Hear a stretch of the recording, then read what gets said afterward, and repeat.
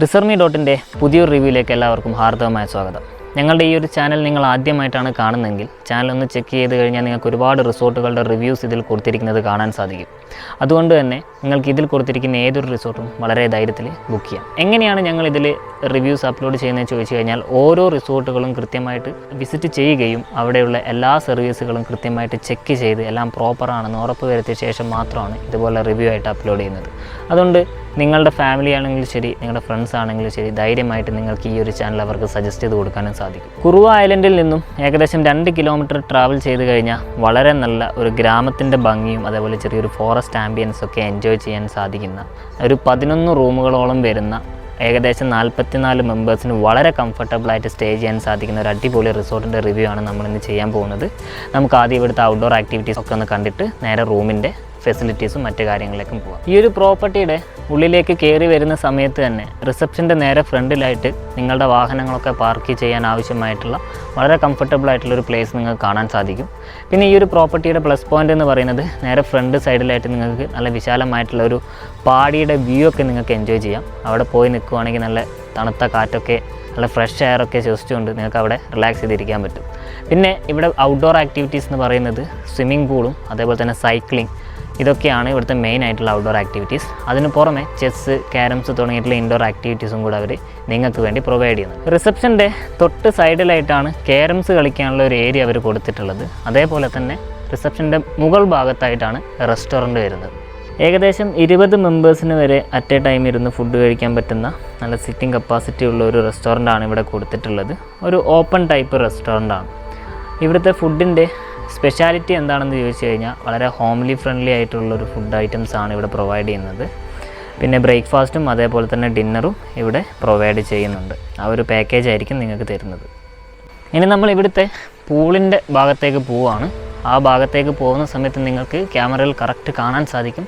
ചുറ്റും നല്ലൊരു ഫോറസ്റ്റ് വൈബും നല്ല കാറ്റൊക്കെ കിട്ടുന്ന നല്ല സൈലൻ്റ് ആയിട്ടുള്ള ഒരു ഏരിയ ആണിത്. മൈൻഡ് വളരെ അധികം ഫ്രീ ആവുന്നുണ്ട്. അതുമാത്രമല്ല, ഈ വഴികളൊക്കെ നിങ്ങൾ ശ്രദ്ധിച്ചാൽ മതി. ചുറ്റുപാടും കാര്യങ്ങളൊക്കെ ശ്രദ്ധിച്ചു കഴിഞ്ഞാൽ വളരെ നീറ്റ് ആൻഡ് ക്ലീൻ ആയിട്ടാണ് അവർ കീപ്പ് ചെയ്തിട്ടുള്ളത്. അതുകൊണ്ട് പ്ലാസ്റ്റിക്കോ അല്ലെങ്കിൽ മറ്റ് ചോക്ലേറ്റ് കവറോ കാര്യങ്ങളൊന്നും ചുറ്റും വലിച്ചെറിയാതിരിക്കേണ്ടത് നിങ്ങളുടെ കൂടെ റെസ്പോൺസിബിലിറ്റിയാണ്. അത്യാവശ്യം നല്ല വലുപ്പമുള്ളൊരു പൂളാണ് ഇവിടെ കൊടുത്തിട്ടുള്ളത്. ഒരു 10 മിനിറ്റ് മുമ്പേ ആണ് ഇവിടെ കംപ്ലീറ്റ് ക്ലീൻ ചെയ്തത്. ചുറ്റും മരങ്ങളായതുകൊണ്ട് ഇടയ്ക്ക് കാറ്റടിക്കുന്നത് കൊണ്ടും ഇതുപോലെ ഇങ്ങനെ ഇലകൾ വീണ് കിടക്കും. അതുകൊണ്ട് ക്ലീൻ ചെയ്യാത്തതാണെന്ന് ആരും തെറ്റിദ്ധരിക്കരുത്. പിന്നെ പൂളിലേക്ക് നോക്കുവാണെങ്കിൽ നല്ല വലിപ്പമുള്ള നല്ല സ്പേസ് ഉള്ള ഒരു പൂളാണ് കൊടുത്തിട്ടുള്ളത്. ഈ ഭാഗത്ത് ആഴം കുറവും ഇവിടെ കൂടുതലുമാണ്. അതുകൊണ്ട് അറിയാതെ പെട്ടെന്ന് ഡൈവ് ചെയ്ത് കഴിഞ്ഞാൽ ചിലപ്പോൾ തലയൊക്കെ ഇടിച്ചെന്ന് വരും. പിന്നെ പൂളിലേക്ക് ഇറങ്ങുന്നതിന് മുമ്പേ നിങ്ങൾ ബാത്തിങ് കഴിഞ്ഞിരിക്കണം. അതേപോലെ കോട്ടൺ ഡ്രസ്സുകളൊക്കെ പരമാവധി ഒഴിവാക്കുക. കളറൊക്കെ ഫേഡ് ചെയ്ത് കഴിഞ്ഞാൽ ബുദ്ധിമുട്ടാണ്. പിന്നെ ക്ലോറിൻ ചെയ്ത വാട്ടർ ആയിരിക്കും. അപ്പോൾ സ്കിൻ അലർജിയൊക്കെ ഉണ്ടെങ്കിൽ നിങ്ങളതും ഒന്ന് ശ്രദ്ധിക്കേണ്ടതാണ്. പരമാവധി ആ ഒരു സ്റ്റെപ്പിലൂടെ തന്നെ ഇറങ്ങാൻ വേണ്ടി ശ്രമിക്കുക. ഇനി നമുക്ക് ഇവിടുത്തെ മറ്റൊരു പ്രധാന ആകർഷണമായിട്ടുള്ളൊരു ഏറുമാടം, ഒരുപക്ഷെ കേട്ടിട്ടേ ഉണ്ടാവുള്ളൂ മിക്ക ആൾക്കാരും, അത് ഒരു എക്സ്പീരിയൻസ് ചെയ്യാനുള്ളൊരു ഫെസിലിറ്റീസ് ഇവിടെ കൊടുത്തിട്ടുണ്ട്. നമുക്കത് കണ്ട ശേഷം നേരെ റൂമിൻ്റെ ആക്ടിവിറ്റീസിലേക്ക് പോകാം. പാർക്കിങ്ങിൻ്റെ തൊട്ട് സൈഡിൽ തന്നെയാണ് ഈ ഒരു ഏറുമാടം കൊടുത്തിട്ടുള്ളത്. അപ്പോൾ നിങ്ങളുടെ കുട്ടികൾക്കോ അല്ലെങ്കിൽ ആർക്കെങ്കിലും ഇതിനെക്കുറിച്ച് കൃത്യമായിട്ട് അറിയില്ലെങ്കിൽ ഇവിടെ വന്നു കഴിഞ്ഞാൽ ഇതൊന്ന് എക്സ്പീരിയൻസ് ചെയ്യാൻ പറ്റും. ഇതിന് മുകളിലേക്ക് കയറാൻ ഇതുവഴിയോ അല്ലെങ്കിൽ അതുവഴിയോ നിങ്ങൾക്ക് മുകളിൽ കയറാം. ശ്രദ്ധിച്ച് കയറാം. സ്ലിപ്പാവാതിരിക്കാൻ വേണ്ടി ശ്രദ്ധിക്കേണ്ടതാണ്. ഇവിടെ ഒരു തട്ടുണ്ട്, തൊട്ട് മുകളിലായിട്ടൊരു തട്ടുണ്ട്. തൽക്കാലം നമുക്ക് താഴെ കയറാം.